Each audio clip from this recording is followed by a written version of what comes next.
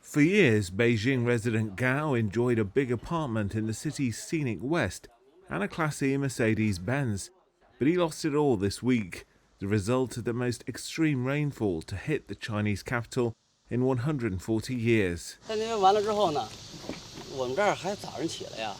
After everything, when we woke up in the morning, we could see that the waters were still flowing normally. Then, all of a sudden, the water went over the bridge.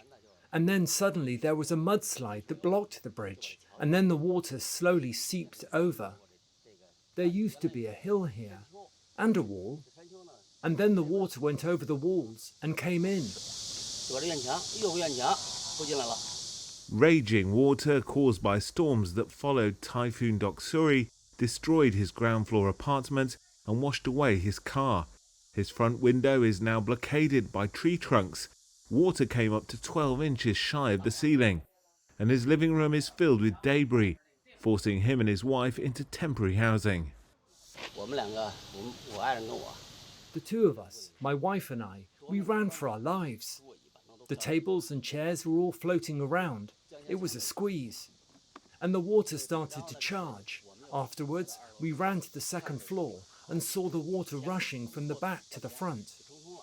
All these trees and branches flooded into the living room and blocked the house. There might even be a car in here.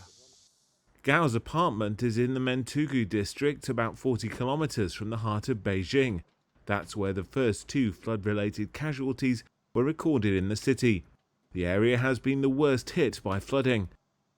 The storm has killed at least 20 people in Beijing and surrounding Hebei province, causing the worst flooding in this area in decades. The rains have since moved on to northeast China. Thousands have been displaced and had their homes ruined.